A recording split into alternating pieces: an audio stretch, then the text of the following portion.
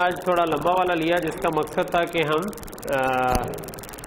जो मिड के बाद वाला पार्ट है उसमें से कुछ चीज़ें तैयार की। इसमें मैं कुछ नहीं पूछ सका चीज़ें रिलेटेड टू पॉलीमॉर्फिज्म, ठीक है, उसको भी तैयार करें क्योंकि उसमें से पेपर में आ सकता है। यानी कि don't bank on quiz alone के सिर्फ क्विज पे चलेगा। अब हमारी एक मेकअप क्लास नहीं हुई मंडे को जो कि हमने रखनी थी, अब 1.5 क्लास रह गई है जिससे हम फिर अब कर रहे हैं। तो मेरा ख्याल है कि इसमें अब हम जितना हमने किया है उसी को रिव्यू कर लेते हैं एक दफ़ा पूरा, जिससे हमारा जो भी 1.5-2 घंटे में एक जो कुछ किया उस पूरे का रिव्यू हो जाए। किसको वर्चुअल क्यों बनाएंगे? ये वाली क्लास को तो हम छेड़ नहीं सकते ना, ये तो पहले की बनी हुई है। तो जो आप उससे डिराइव कर रहे हैं उसमें तो वर्चुअल नहीं होगा। बेस क्लास में अगर आपने वो फंक्शन दिए हो, लेकिन बेस क्लास में तो आपको बताया कि सिर्फ ये 4 फंक्शन है। तो बेस क्लास में अगर आप एक्चुअल में खुद ही इम्प्लीमेंट कर रहे होते तो बनाया जा सकता था, लेकिन आपको इस क्वेश्चन में गिवन था कि इसमें ऑलरेडी ये एग्जिस्ट करते, तो आपने बेस क्लास एक्चुअली लिखनी भी नहीं थी, आपने सिर्फ ड्राइव क्लास लिखने से होगा। ओके, सो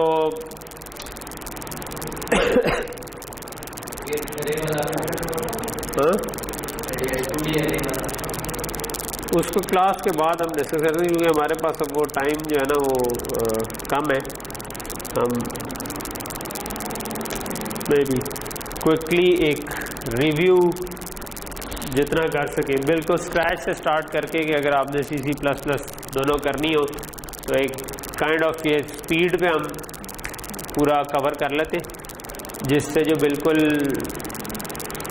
उन लोगों के लिए जो कि बिल्कुल ठंड में थे लेकिन अब वो सारा जो है ना वो कहते हैं कि मैं पूरे लेक्चर्स नहीं देख सकता और मैं 1.5-2 लेक्चर के अंदर अंदर कवर करके कोर्स पास करना चाह रहा हूँ, तो उसके लिए काइंड ऑफ अगले फिर हमारा आज का बाकी का लेक्चर और कुछ टॉपिक हमारे रह गए हैं जो मैं चाह रहा था कवर कर लूँ, बट प्रॉबेबली वो फिर आप डाटा स्ट्रक्चर्स में देख लेंगे, जिसमें से एक तो STL लाइब्रेरीज को कैसे यूज़ करते हैं, जिनमें से वेक्टर तो हम ऑलरेडी यूज़ कर रहे हैं बट उसमें लिस्ट भी हैं, और भी चीज़ें हैं, तो वो लेकिन अब वो ना कोर्स का पार्ट है ना हम अभी उसको कवर करेंगे, ठीक है।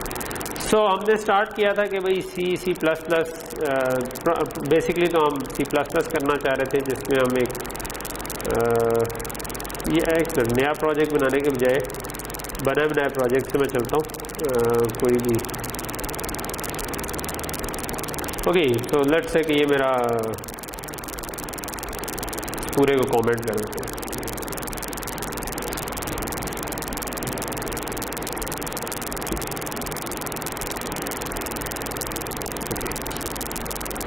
ये देखा जा रहा है, पूरा पड़ा नज़र आ रहा है ना, तो बड़ा कर दो, तो इसको मैं नीचे कर दूँ। तो हमने प्रोजेक्ट बनाना वगैरह तो आप देख सकते हैं जाके। तो हम एक C++ की फाइल जो है ना उसमें हम लिखते हैं #include IOStream, जो कि जनरली IOStream इसलिए इंक्लूड करते हैं क्योंकि हम स्क्रीन पे कुछ प्रिंट करवाना चाह रहे हैं, यूज़र से कोई इनपुट कीबोर्ड से इनपुट लेना चाह रहे हैं, उसके लिए ज़रूरी है। और फिर हम लिखते हैं इंट मेन हमारा मेन फंक्शन होता है जहाँ से आपका प्रोग्राम चलना स्टार्ट होता है, और प्रोग्राम उसके बाद सीक्वेंस में चलता रहता है अनलेस के कुछ ऐसे ब्लॉक्स हैं जहाँ पर आप सीक्वेंस को तोड़ते हैं। वो ब्लॉक्स कौन से हैं? If else, loops, functions. If else में आप कहते हो, वो भी हम पढ़ेंगे कि इफ एल्स में आप कैसे चलते हैं। अदरवाइज ये तरतीब से चीज़ें आपका फ्लो चलता रहता है और यहाँ से आपका कोड एग्जीक्यूट होना शुरू हो जाता है और चीज़ चल जाती है। तो पहला प्रोग्राम हमने बनाया था बड़ा कि हमने कहा था यार सिंपल सी आउट कर लें, हेलो वर्ल्ड दुनिया का सबसे जिसने कभी भी प्रोग्रामिंग को टच किया हो तो ये वाला प्रोग्राम तो बनाता ही है। इसके लिए हमें नेम स्पेस इंक्लूड करनी पड़ेगी, मैं कर देता हूँ, ठीक है, यूजिंग नेम स्पेस std, ठीक है। नेम स्पेसेस भी हम खैर एंड पे कवर नहीं कर सके, लेकिन नेम स्पेस जो है ना आप किसी भी हिस्से को एक नेम स्पेस बना सकते हैं, ब्रैकेट्स डाल दे ऊपर, जैसे कि एक नेम स्पेस है अपना, जिस तरह std एक नेम स्पेस है जो IOStream जिसका पार्ट है, ठीक है। तो IOStream नेम स्पेस std के अंदर तो आईओ स्ट्रीम में कोई चीज़ इंक्लूड अगर हमने यूज़ करनी होगी तो हम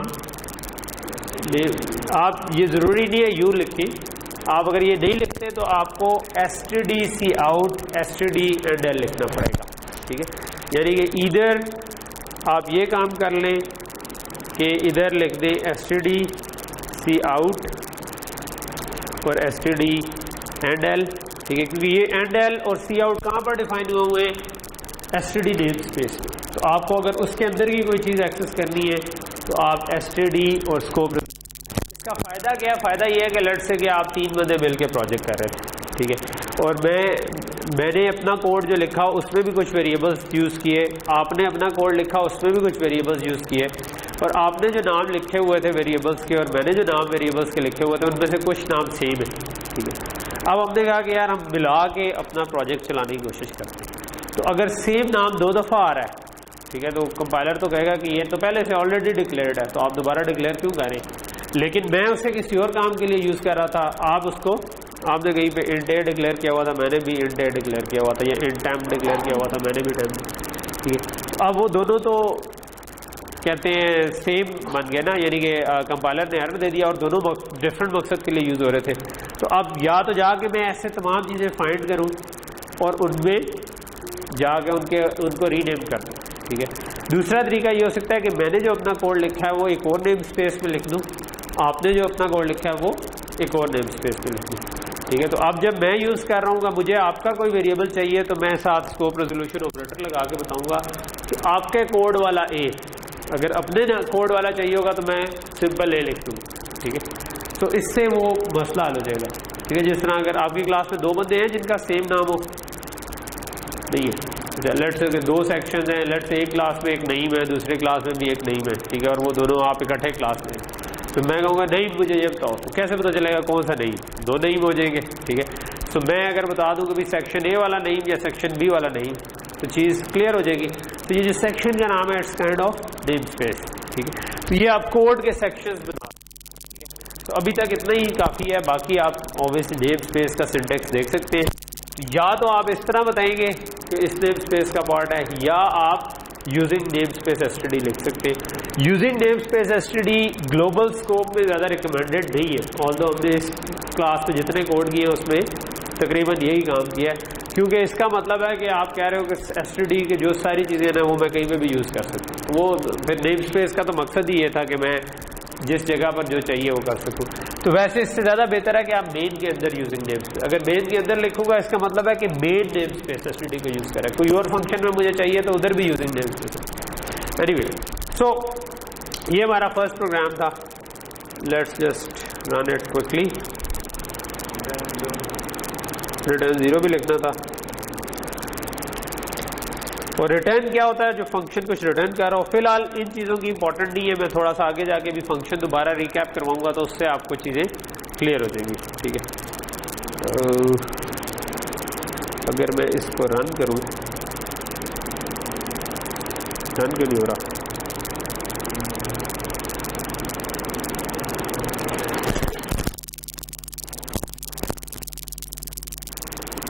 ये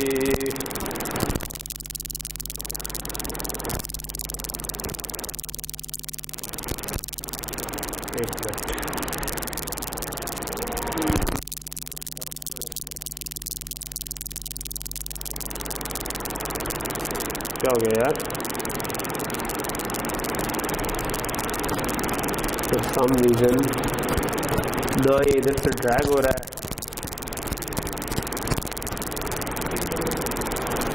इधर से रन कर लें।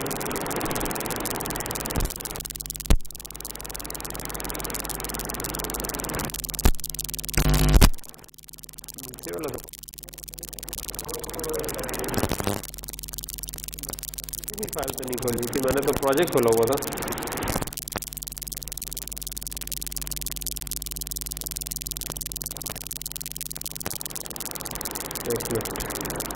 मैं दोबारा विजुअल स्टूडियो खोल लेता हूँ।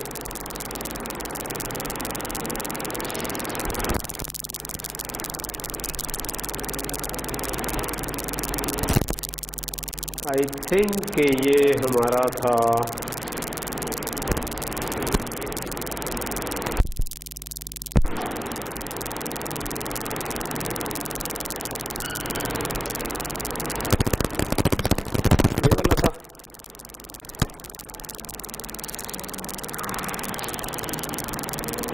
ये नहीं था,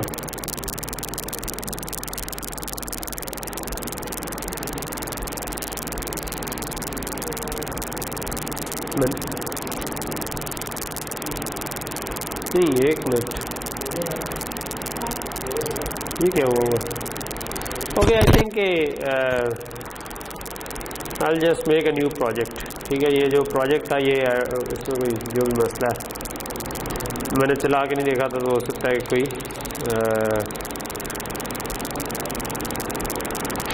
इस सोल्यूशन को बंद कर देता हूँ और चलो इसमें वो फ़ायदा हो जाएगा कि प्रोजेक्ट स्क्रैच से बिल्ड करने वाला भी हो जाएगा काम। न्यू प्रोजेक्ट करें और हम विजुअल C++ करना चाह रहे हैं और इसके अंदर हम चाहते हैं कि बिल्कुल एम्प्टी प्रोजेक्ट बनाएं और लेट्स से कि मैं इस प्रोजेक्ट का नाम दे देता हूँ रिव्यू, पूरा कोर्स रिव्यू कर लेते हैं, रिव्यू 1 कहता हूँ इसको, और आई थिंक कि काफ़ी है।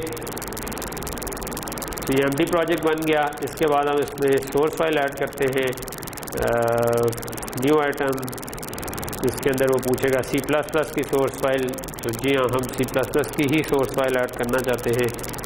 लेट से मैंने इसका नाम मेन दे दिया और उसके अंदर मैंने ये कोड लिख लिया। ठीक है, और साथ हम ये करते हैं कि जब आप कंसोल एप्लीकेशन बना रहे हो तो हम क्या करते हैं, इसकी प्रॉपर्टीज़ में जाते हैं। ठीक है, और लिंकर में जाके सिस्टम में जाते हैं और फिर सब सिस्टम में इधर जाके सब सिस्टम कंसोल कर देते हैं। ठीक है, इससे क्या होगा कि इससे जब आप इसको रन करेंगे तो वो विंडोज, हाँ अप्लाई नहीं किया, ओके करने से हो गया होगा अप्लाई, हाँ हो जाता है, देख लेते हैं जस्ट वेरीफाई वो हुआ। ठीक है, तो ओके का मतलब होता है कि वो अप्लाई भी कर दे। ठीक है, तो अब हम इसको रन करते हैं तो ये हमारा वो पहला वाला प्रोग्राम जो कि हेलो वर्ल्ड, चल जाए यार। ओके, ठीक है, तो ये काइंड ऑफ ये प्रोग्राम जो है ये क्या कर रहा है, ये स्क्रीन के ऊपर प्रिंट कर रहा है हेलो वर्ल्ड, और प्रिंट करने के लिए cout यूज़ होता है जो कि std नेम स्पेस के अंदर लिखा है। और अगर हम std ना लिखना चाहें तो हम टॉप पे यूजिंग नेम स्पेस std कर देते हैं। ठीक है, तो तब हम इधर std ना भी लगाएं तो ये चीज़ चल जाएगी। ठीक है, तो इस पर हम ज़्यादा टाइम नहीं लगाते क्योंकि ये तो ऑलमोस्ट सबको पता है। ठीक है, ओके, तो पहली चीज़ हमने पढ़ी सी इन और सी आउट। सी आउट का मतलब है स्क्रीन पर प्रिंट करवाना, सी इन का मतलब है यूज़र से इनपुट लेना। अगर यूज़र से इनपुट लेनी हो उससे पहले हमें एक नई चीज़, एक कॉन्सेप्ट पता होना चाहिए कि वेरिएबल्स क्या होते हैं। ठीक है, तो वेरिएबल्स हमने कहा कि C++ में कुछ बनी बनाई डाटा टाइप्स हैं, जैसा कि इंट, फ्लोट, डबल और करैक्टर। ठीक है, और बाद में हमने स्ट्रिंग्स और इस किस्म की चीज़ें भी पढ़ी। ये क्या चीज़ें हैं, जब आप अगर मेमोरी में कोई जगह लेना चाहते हैं, int is 32 bits, float is also generally 32 bits. ठीक है, लेकिन ये मशीन डिपेंडेंट भी किसी हद तक होता है। इसके अलावा भी कुछ होती है, शॉर्ट, लॉन्ग। ठीक है, तो शॉर्ट जनरली 16 बिट होता है, लॉन्ग 32 बिट होता है।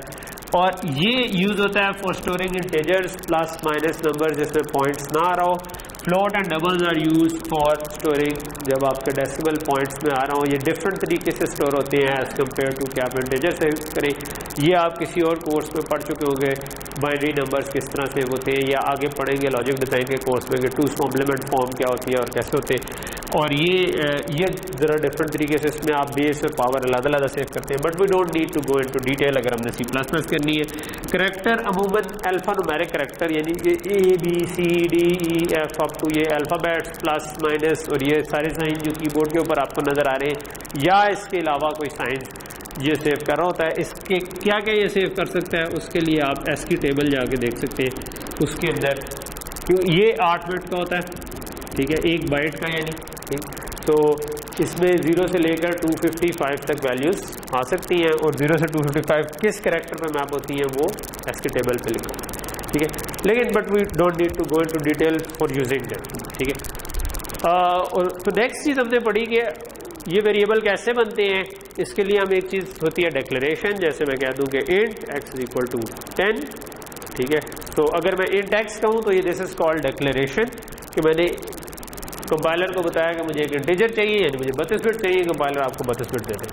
अगर मैं इसके साथ ही इसको इनिशियलाइज करवा दूं या अगली लाइन में करवा दूं, ठीक है, दोनों केसेस में क्या होगा कि वो डिक्लेयर भी हो जाएगा और उसके अंदर वैल्यू लिखी भी जाएगी। अगर आप नहीं लिखवाएंगे तो वैल्यू गार्बेज वैल्यू होगी। गार्बेज वैल्यू हम उस वैल्यू कहते हैं कि जब भी मेमोरी में आप मेमोरी एलोकेट करते हैं तो कुछ ना कुछ उधर पहले से लिखा हुआ होता है, क्योंकि हमें नहीं पता होता, क्योंकि हो सकता है थोड़ी देर पहले कोई प्रोग्राम चला हो, उससे कुछ लिखवाया हो, अब आपको दोबारा आपको मेमोरी मिल गई है, जो उसने लिखवाया था वही मेमोरी में पड़ा होगा।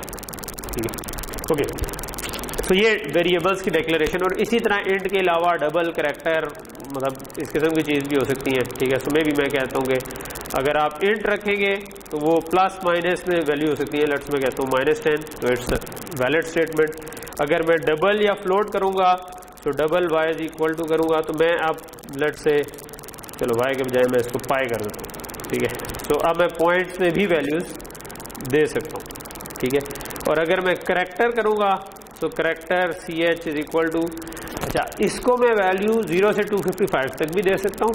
ठीक है, लेकिन जनरली उसमें आपको याद रखना पड़ेगा कि अगर मैंने इसमें a स्टोर करना है तो कैसे स्टोर होगा, b स्टोर करना है तो कैसे, उसके बजाय मैं सिंपली इस तरह लिख दूँ तो खुद ही a का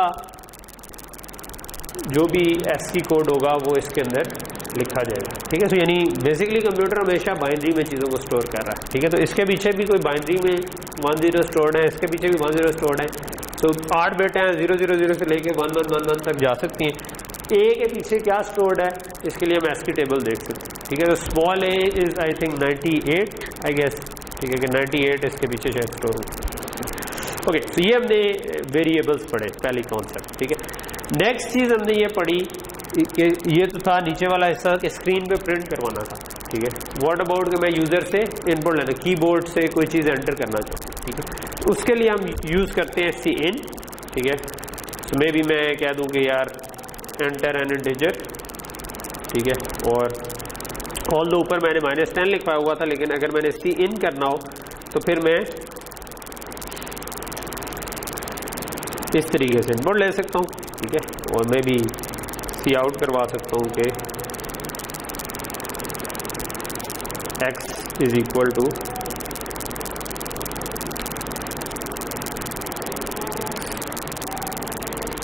ठीक। तो क्या सिंटेक्स क्या है, जब सी आउट करना हो तो इन लेस देन साइंस इनको आप एरो समझ सकते हैं, इनकी डायरेक्शन है टुवर्ड्स जिधर आप एंटर करवाना चाह रहे हैं। सी आउट को आप समझिए स्क्रीन है, तो आपने ये वाली स्ट्रीम स्क्रीन के ऊपर फेंक दी। ठीक है, सी इन करना है तो आपने स्ट्रीम उठा के इस वेरिएबल में लिखवानी है, तो वो स्ट्रीम कीबोर्ड से आ रही है, कीबोर्ड से जो भी इनपुट आई वो एक्स के अंदर लिखवा दी। इस केस में हमने कहा कि इंटीजर एंटर करो, अगर इंटीजर आया और वो हमने एक्स में लिखवा दिया, और उसके बाद हमने दोबारा प्रिंट करवाया हुआ है एक्स की वैल्यू, तो ऑब्वियसली एक्स को हमने -10 से इनिशियलाइज किया था। अगर यूजर्स ने जो इनपुट की है वो उसके ऊपर लिखी गई तो एक्स की वैल्यू चेंज हो जाएगी और नई वैल्यू प्रिंट होगी। इधर हमने क्या किया है, इन्वर्टेड कॉमास भी यूज किया और बगैर इन्वर्टेड कॉमास भी यूज किया। सो सी आउट करते हुए आप जो चीज़ इन्वर्टेड कॉमास में लिखते हैं वो एज एज प्रिंट हो जाती है, और जो चीज़ आप इन्वर्टेड कॉमास में नहीं लिखते, जिस तरह एक्स है, इसका मतलब है it's referring to a variable, और उस वेरिएबल की वैल्यू प्रिंट हो जाती है। ठीक है, सो अब अगर मैं इसको रन करूं तो मेरे पास जो भी मैं इंटीजर एंटर करता हूँ, लेट से मैं कहता हूँ 34, तो एक्स की वैल्यू 10 के बजाय 34 होगी। हालांकि अगर मैं इस सी इन से पहले एक्स प्रिंट करवाता तो वो -10 होना था। ठीक है, तो मैं भी दोबारा इसको चल देते हैं, एक्स -10 है, इंटीजर मैंने एंटर किया, एक्स की वैल्यू चेंज होगी। ठीक है, अच्छा इसी तरह अगर मैं लेट से करैक्टर प्रिंट करवाना चाहूँ, सो सी आउट को ये चीज़ पता है कि अगर आपने जो डाटा टाइप इसको दी है वो करैक्टर टाइप की है। ठीक है, तो वो उसका बाइनरी या उसका डेसिमल वैल्यू नहीं प्रिंट करवानी, बल्कि जो भी करैक्टर है वही प्रिंट करवा। जिस तरह ए लिखवाया तो ए प्रिंट हो जाना चाहिए। ठीक है, तो मैं बाकी कोई चेंज नहीं कर रहा, लेट से वो तो डमी वैल्यू थी, तो character is equal to a print. ठीक है, लेकिन ए में असल में क्या पड़ा हुआ है उसके लिए हम क्या कर सकते हैं, जो और डिबगिंग के लिए भी जो एक इंपॉर्टेंट चीज़ है वो ये है कि हम इसी को डिबग मोड में भी चला सकते हैं, और फिर मैं विंडो में जाकर देख सकता हूँ वॉच वाली विंडो में कि ए के अंदर क्या पड़ा हुआ है, ठीक है। तो या एक तरीका ये हो सकता है डिबग करने का कि मैं इसको इंट में टाइप कास्ट कर दूँ, ठीक है। तो मैं इसको कहता हूँ कि इसको इंटीजर में कन्वर्ट कर दूँ, ठीक है। तो ये तो खैर डमी वैल्यू थी, तो 97 सेव हुआ ए के लिए, ठीक है। तो A is 97, B is 98, C is 90, ठीक है। तो ये एक तरीका है टाइप कास्ट करने का, ठीक है। ये रिकमेंडेड नहीं है, ठीक है। क्या रिकमेंडेड है? अगर आपने टाइप कास्ट करना हो तो स्टैटिक कास्ट यूज करें, ठीक है। स्टैटिक कास्ट यूज करें और उसके हिसाब से उसमें आप बता दें, ठीक है। क्या सिंटेक्स था उसका? स्टैटिक अंडरस्कोर कास्ट और फिर आई थिंक ये था ना, और फिर ब्रैकेट में ये था, ओके। सो लेट्स सी, ठीक है। ये तो जो भी था वो स्टैटिक कास्ट हो गया, ठीक है। तो नॉर्मली टाइप कास्ट एक टाइप से दूसरे में करने के लिए आप स्टैटिक कास्ट यूज करेंगे। एक क्वेश्चन था आपका कि स्टैटिक कास्ट और डायनामिक कास्ट में क्या फ़र्क होता है। हमने डायनामिक कास्ट नहीं पढ़ी, लेकिन डायनामिक कास्ट जो है वो रन टाइम पे, अगर जिस तरह हमने पॉलीमॉर्फिज्म बाद में पढ़ा था जिसमें एक बेस क्लास का पॉइंटर मल्टीपल चीज़ों को पॉइंट कर सकता है, तो वहाँ पर वो यूज़ होता है कि किस डायनामिकली रन टाइम पे देखा जाए कि उस चीज़ की टाइप क्या है, ठीक है। तो वो वहाँ पर डायनामिक, तो हमने अभी तक जो कोड पढ़े हैं उसमें हमने डायनामिक कास्ट यूज़ नहीं किया। तो वो जो स्टैक ओवरफ्लो पे हम उस दिन आंसर देख रहे थे उसमें बड़े डिटेल से उसने कुछ एग्जांपल के साथ भी किया हुआ था, तो वो क्लास के बाद अगर आप डिस्कस करना चाहें तो हम दोबारा उसको खोल सकते हैं और वो देख लेंगे। ओके, सो ये चीज़ अब हमें क्लियर हो गई कि ये चीज़ें सीक्वेंस में चल रही हैं, ठीक है। और सी इन और सी आउट हमने कर लिया। सी इन सी आउट के बाद पहली चीज़ हमने कवर की थी ऐड, सब्ट्रैक्ट, मल्टीप्लाई, जो अरिथमेटिक ऑपरेशंस थे, ठीक है, जो कि जनरली कैरेक्टर्स पे नहीं बल्कि डबल्स, फ्लोट्स और इंटीजर्स पे चल रहे होते हैं, ठीक है। सो वो बहुत सिंपल है। सिंपल इस लिहाज से कि जो मैथमेटिक्स में हम कर रहे होते हैं तकरीबन वही वाला सिंटेक्स है, ठीक है, कि ब्रैकेट की पहली प्रायोरिटी है, मल्टीप्लिकेशन की एडिशन के ऊपर प्रायोरिटी है, ठीक है। सो लेट्स से कि मैं कोई भी कैलकुलेशन करना चाहूँ, ठीक है। सो लेट्स से कि मेरे पास x - 10 है और int y is equal to 20 है और int z is equal to 5 है, लेट्स से, ठीक है। और मैं डबल को निकाल देता हूँ फिलहाल, क्योंकि डबल में भी यही चीज़ अप्लाई होगी, ठीक है। तो मैं कह सकता हूँ int result is equal to maybe x plus y into z, ठीक है। और सी आउट, लेट्स से कि मैं अभी फ़िलहाल बिल्कुल ही सिंपल सा प्रोग्राम बनाना चाह रहा हूँ, तो क्या रिजल्ट आना चाहिए? तो मैं y इंटू जेड पहले होगा या x प्लस वाई पहले होगा? y इंटू जेड पहले होगा, क्योंकि मल्टीप्लिकेशन की प्रायोरिटी एडिशन में थी। और ये स्टेटमेंट क्या कह रही है? ये इनको इक्वल नहीं कर रही, बल्कि ये इसको हम कहते हैं असाइनमेंट ऑपरेटर, कि ये जो भी चीज़ है इसको कैलकुलेट करो और इसका रिजल्ट इसके अंदर रिजल्ट के अंदर असाइन करो, ठीक है। सो हमने क्या किया? y into z, 5 into 20, 25 are 100 plus -10, तो कितना बन गया? 90 बन गया। तो रिजल्ट के अंदर 90 होना चाहिए, ठीक है। सो मैं इसको अगर रन करूं तो मेरे पास 90 रिजल्ट आ गया, ठीक है। अगर मैं x प्लस वाई ही पहले करना चाह रहा होता बजाय मल्टीप्लिकेशन, तब हम ब्रैकेट्स का इस्तेमाल कर सकते हैं, ठीक है। तो मैं अगर ये काम कर देता तो x प्लस वाई पहले हो जाना था, तो -10 प्लस 20 पहले हो जाना था, जो कि बनता 10, और 10 इंटू 5 50 बन जाता, तो ये ठीक है।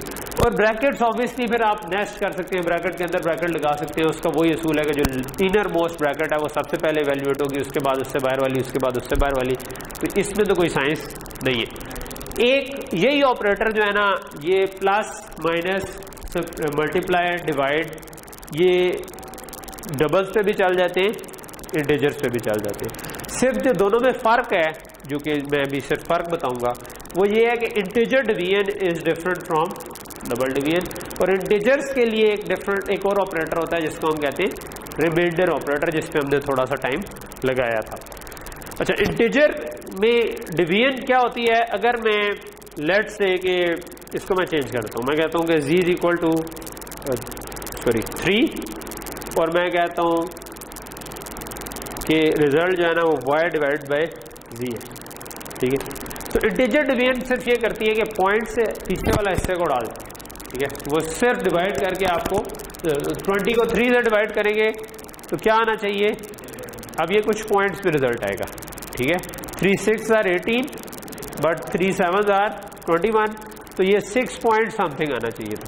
तो 6 पॉइंट समथिंग जो आना था वो पॉइंट वाला हिस्सा उड़ जाएगा अगर आप इंटीजर डिवीजन करें, ठीक है। अगर आप डबल में होते तब मसला नहीं था, ठीक है। तो ये इंटीजर डिवीजन में 6 रिजल्ट आया, पॉइंट उड़ गया। अगर मैं इंट के बजाय इनको डबल्स में रखता तो ये 6 पॉइंट समथिंग जो भी रिजल्ट आ रहा था वो पूरा आ जाता, ठीक है। अच्छा 6.6666666 अप टू इन्फिनिटी बनता है, अप टू इन्फिनिटी तक हम सेव नहीं कर सकते तो वो कहीं पे राउंड ऑफ होके सेव हो जाएगा। ओके, दूसरा हमने ऑपरेटर पढ़ा था रिमाइंडर ऑपरेटर, ठीक है। रिमाइंडर ऑपरेटर ये जो परसेंट साइन होता है इसको हम एज अ रिमाइंडर ऑपरेटर में, रिमाइंडर वही है जो कि हम नॉर्मली अलजेब्रा में पढ़ते हैं कि अगर मैंने 20 को 3 से डिवाइड किया तो 3 6 आर 18, तो बाकी रिमाइंडर आपका बच गया 2, इसको हम कहते हैं रिमाइंडर। अगर मैं रिमाइंडर लेना चाहूँ तो इस तरीके से ले सकता हूँ। इस केस में मेरे पास रिमाइंडर 2 आना चाहिए, क्योंकि मैं रन करके भी देख सकता हूँ कि रिमाइंडर हमारे पास 2 आया। अच्छा, रिमाइंडर और डिवीजन के हमने फिर कुछ इंटरेस्टिंग केसेस भी देखे। फॉर एग्जांपल हमने ये वाला केस देखा जो जिससे प्रॉब्ली अगेन पेपर में आप क्वेश्चन एक्सपेक्ट करें, वो ये है कि लेट से कि मेरे पास एक नंबर था जिसकी डिफरेंट फील्ड्स थी, ठीक है। लेट से मैं एक 4 डिजिट नंबर था, मैं पहला अलग करना चाहता हूँ। लेट से बैंक अकाउंट नंबर है या उसमें आप डिफरेंट फील्ड्स में अलग कर सकते हैं, डेट है उसमें से कर सकते हैं, टाइम है उसमें से अलग कर सकते हैं, ठीक है। तो लेट से कि ये 4 डिजिट नंबर था, मैं इन 2 को अलग करना चाहता हूँ, इन 2 को अलग करना चाहता हूँ और इस एक को अलग करना चाहता हूँ, ठीक है। तो यहाँ पर अब आपकी रिमाइंडर और डिवीजन जो है ना वो काम आ सकती है।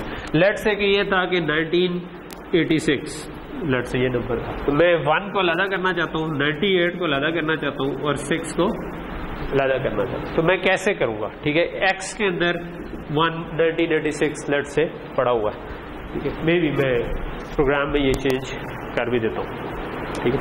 तो मैंने कहा कि ये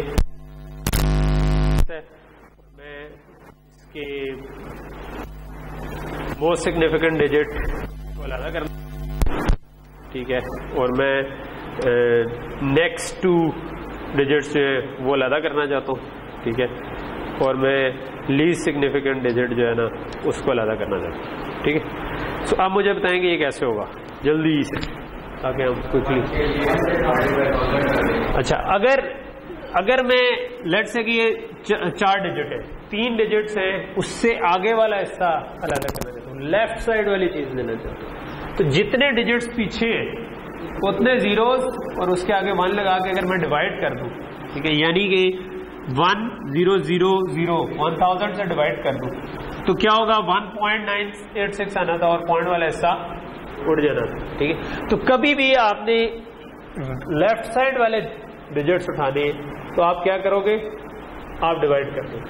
अगर उतने ही राइट साइड वाले उठाने तो आप क्या करेंगे, 1986 का अगर 1000 से रिमाइंडर ले लूं, ठीक है, तो क्या आएगा 1986 का अगर मैं 1000 से रिमाइंडर ले लूं, ठीक है, सॉरी 1000 बाहर है, ठीक है, तो 1000 1 आर ये 986 बाकी, ठीक है। सो अगर किसी भी पॉइंट से राइट साइड वाले डिजिट्स एक्सट्रैक्ट करने हैं तो रिमाइंडर ले लें, और अगर लेफ्ट साइड वाले करने हैं तो डिवाइड कर दें, और कितने जीरोस लगेंगे जितने राइट साइड के ऊपर आपके डिजिट्स आ रहे, ठीक है, उतने जीरोस लगेंगे। सो अगर मैं इसको क्विकली करूं तो लेट से कि मैं जो मुश्किल वाला उसको आखिरी नंबर पे कर लूं और रिजल्ट के बजाय मैं कहता हूं cout MSD is equal to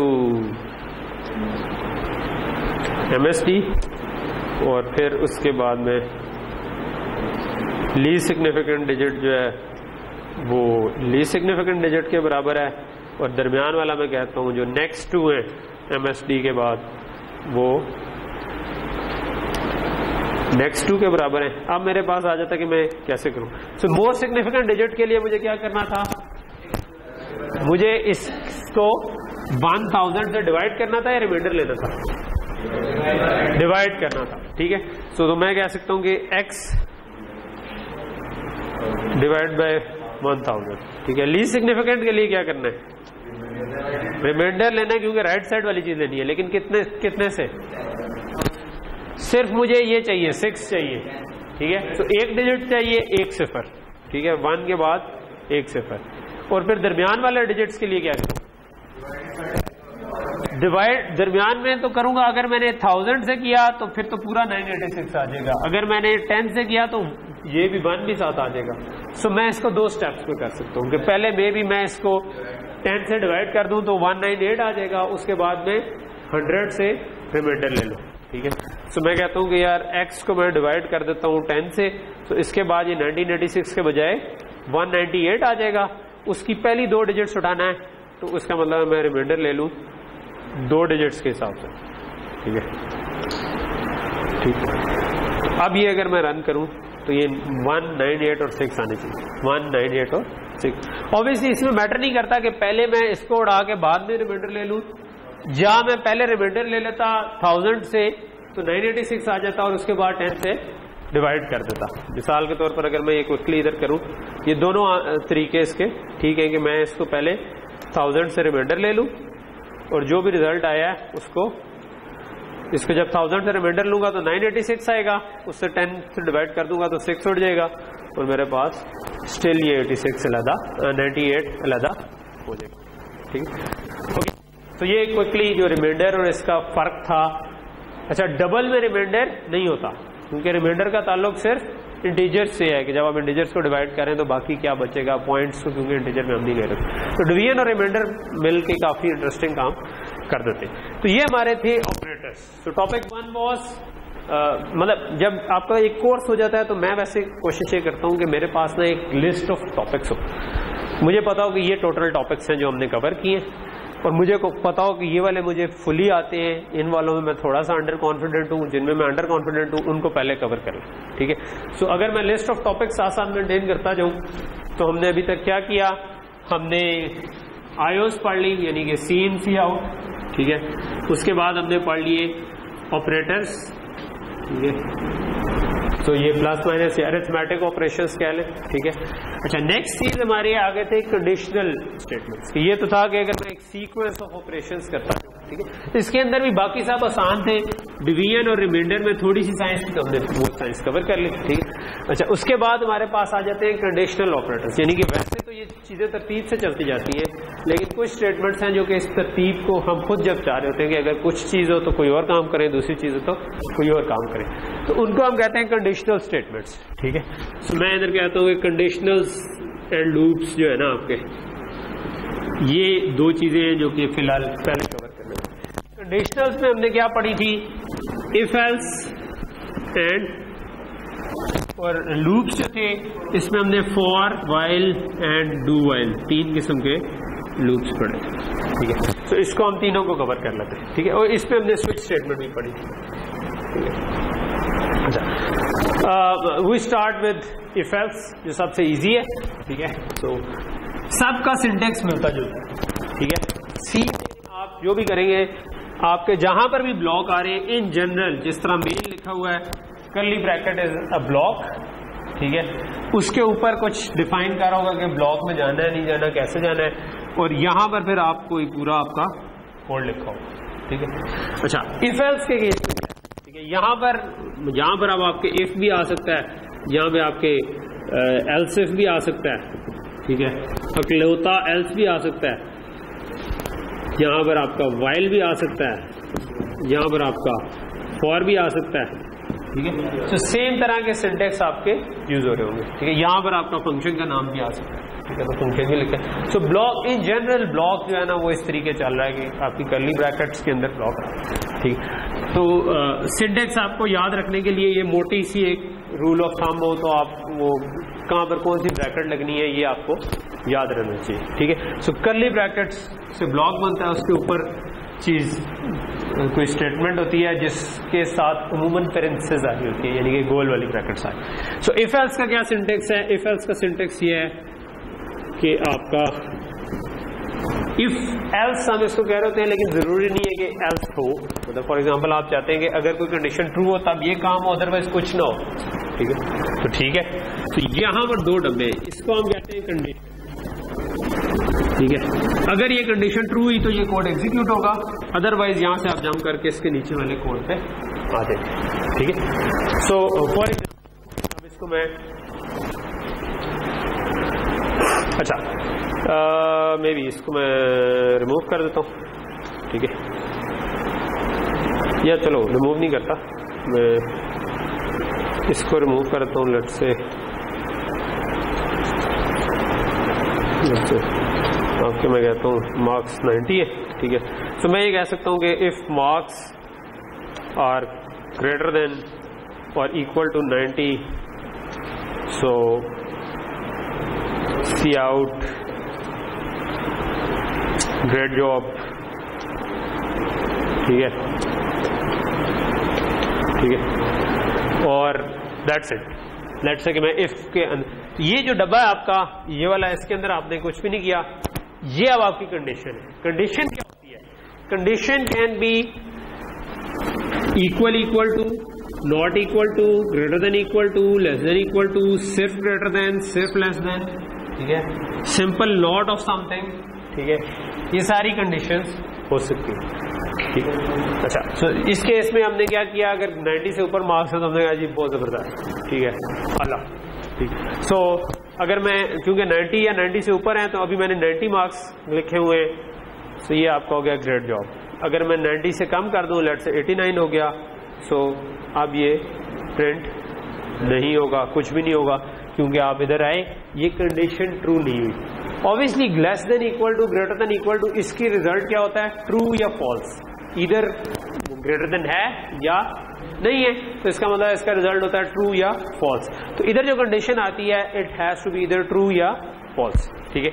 सी में सी प्लस प्लस में जो ट्रू या फॉल्स होता है ना, वो ये होता है कि यहां पर अगर वैल्यू नॉन जीरो आ रही है तो वो उसको ट्रू समझता है। अगर तो मैंने ग्रेटर देन लगाया हुआ है ना, तो इसका मतलब है कि ये मतलब इसका तो रिजल्ट ट्रू या फॉल्स ही आना है।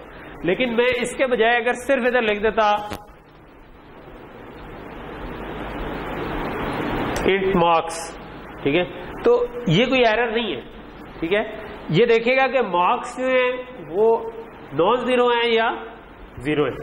अगर नॉन जीरो है तो ये इट विल अज्यूम कि ये ट्रू है, ठीक है। जिस तरह मैंने 90, 89 जो भी रखे तो इट अज्यूम्स कि ये ट्रू है। ट्रू है तो इसका मतलब है ये प्रिंट होगा, ठीक है। सो अगेन आप देखें इसमें कोई एरर नहीं मुझे आया, ठीक है।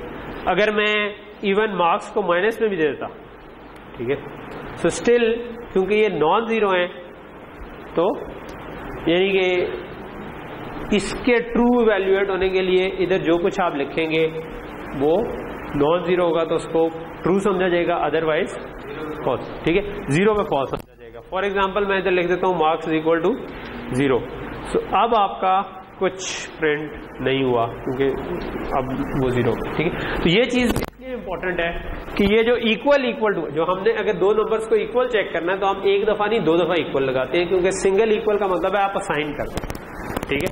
अगर मैं इधर गलती से लिख दूता, लेट्स से कि मैं कहता कि ये 90 है, ठीक है, और मैं कहता हूं if marks is equal to 0, अब ये एक लॉजिकल एरर है क्योंकि अब आपने कहा कि 0 को असाइन कर दो मार्क्स में, अब सॉरी, तो ये कॉमन गलती है जो कि हो जाया करती है कि इक्वल टू लगाना भूल जाते हैं। बाद लोग इसको अवॉइड करने के लिए क्या करते हैं, 0 पहले लिख देते हैं, मार्क्स बाद में लिख देते हैं। यानी कि अगर आपने इक्वल कंपैरिजन करना है तो हमेशा जिस नंबर से करना है, क्योंकि 0 इक्वल टू मार्क्स और मार्क्स इक्वल टू 0, उसका तो एक ही मतलब है।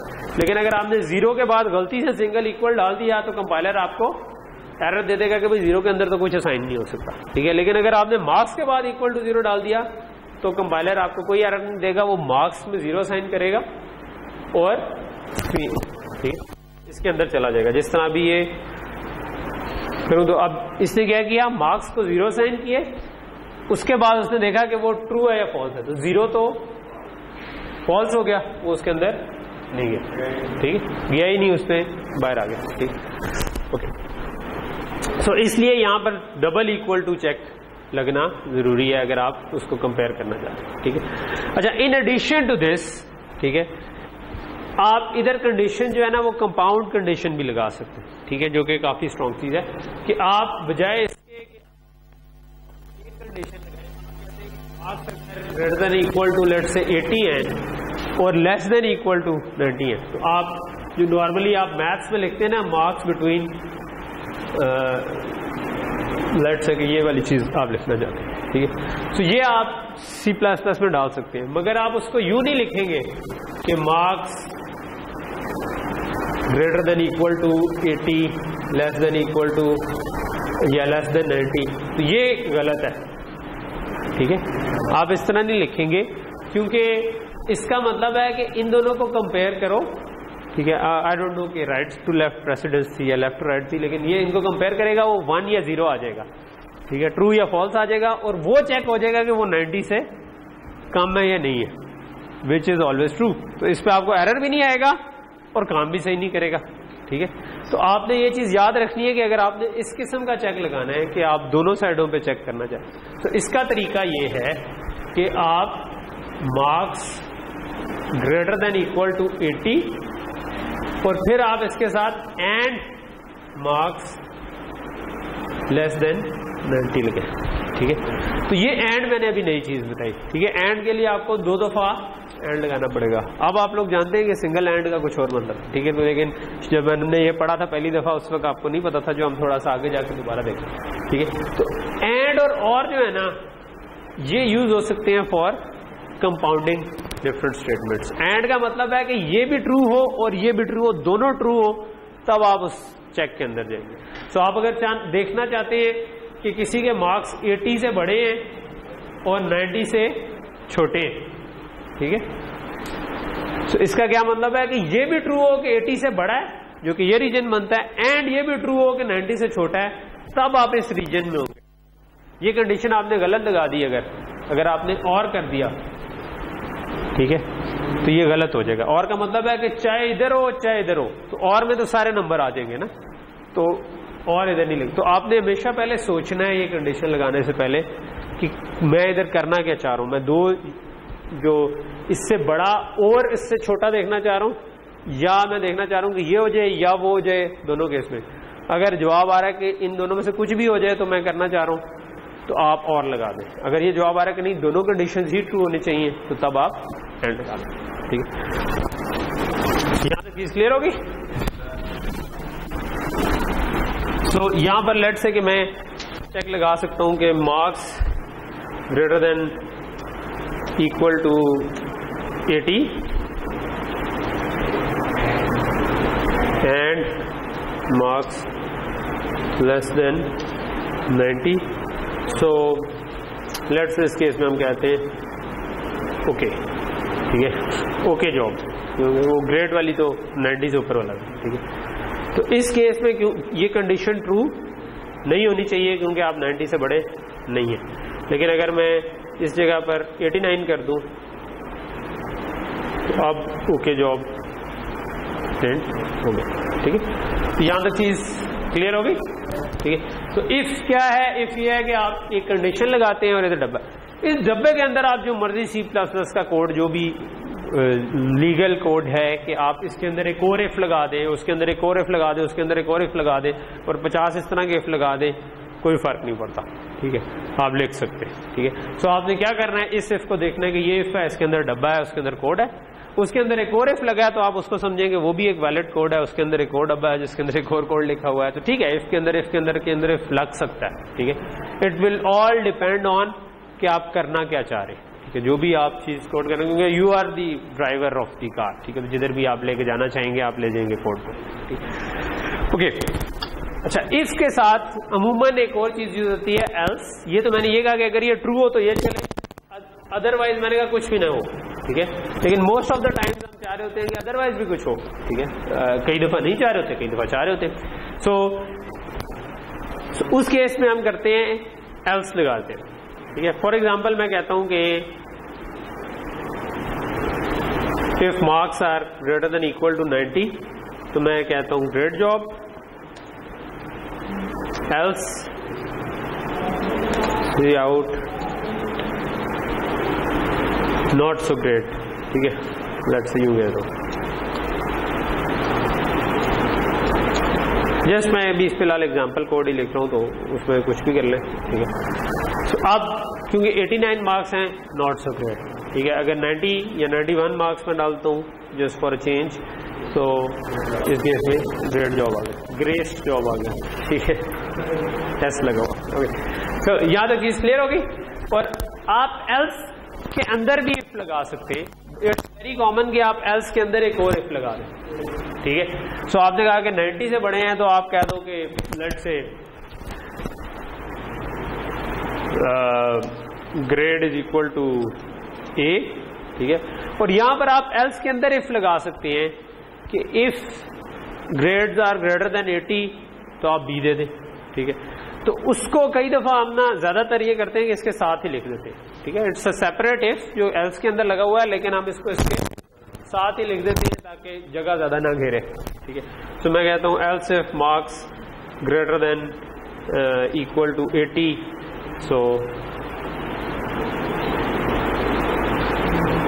Grade is equal to B, ठीक है। सो आप क्योंकि 91 है तो इस केस में आपका ग्रेड ए आएगा। सवाल ये है कि अगर मैं इसको 89 कर दूं तो आप क्या ग्रेड आना चाहिए? बी आना चाहिए।